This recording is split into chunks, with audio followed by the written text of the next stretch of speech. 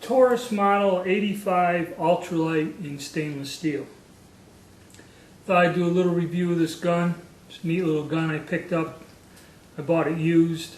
Kind of falls into the self-defense, concealed carry class type of weapon. And I'm going to do a little review on it. This is a Taurus model 85. They come in all different types of configurations, makes. Some have bobbed hammers, hammerless. This has an exposed hammer. And it's just your basic Taurus 38 caliber revolver. I'm not quite sure. Taurus has a lot of different revolvers. This is the model 85 Ultra-Lite, and I think the brushed stainless steel finish with a rubber grip. It's 38 special, 5-shot 38 special. I believe it's 2-inch barrel, and I think it's made out of titanium or something, some sort of lightweight material. The gun does weigh, I put it on a scale, the gun weighs 16.5 ounces unloaded, as is. Very lightweight gun. Has a slightly oversized rubber grip on there, and it's just your basic 38 revolver. You know, you got your cylinder released here. You just push it, pop out your cylinder. You use the rod to eject your cases. It's 5-shot. Has the exposed hammer. Will function single action or double action. It has the, I guess Taurus has a little Allen wrench or something you can lock their guns. So you can lock this gun with a tool to where it'll be inoperable and safe for children. I know in North Carolina you have to sign a statement in this state whenever you buy a firearm that you will not leave it. It is a state law. You cannot leave guns to where any minors can readily attain them. It is against the state law. Okay, so that's another feature on there. This gun is lightweight. I think, like I said, I think it's a titanium alloy or something. Has a basic sight. It's your front sight, just a notch right there in the top of your notch in the top of the receiver, and that's all it is.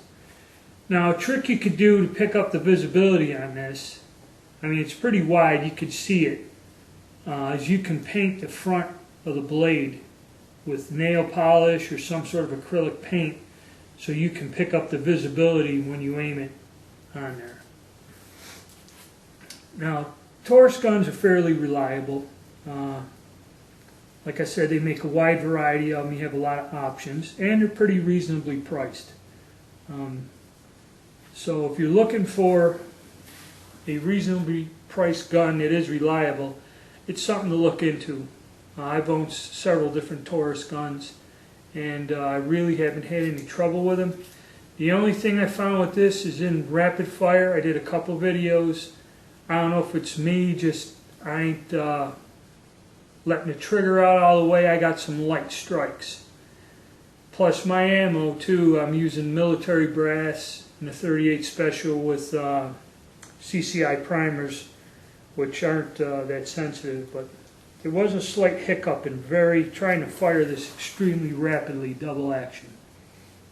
Other than that, the gun functions flawlessly. The only thing you'd have to remember, I like the 38. I'm not going to get into it, make this video too long. 38 Special is a pretty versatile cartridge.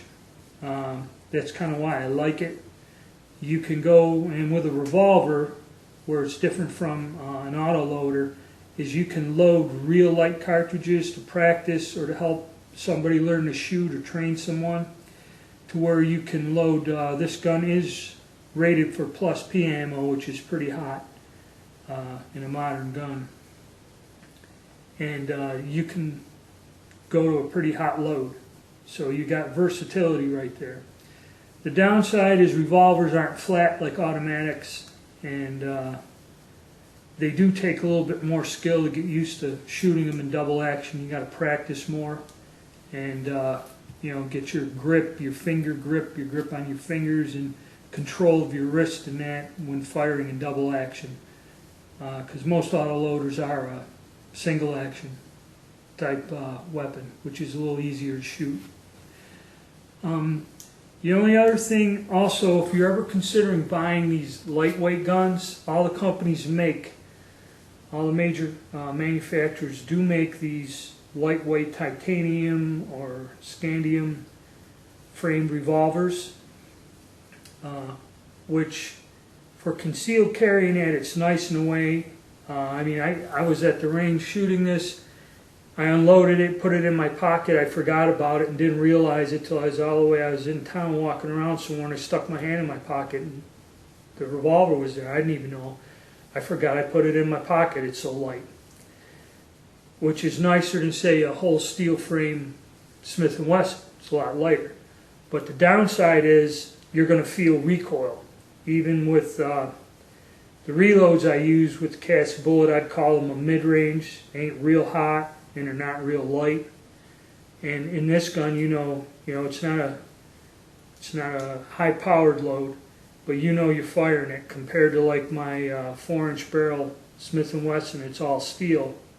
With the same 38 special load, it doesn't recoil that bad. But this one, you notice it, and you got to get your control, get used to that grip.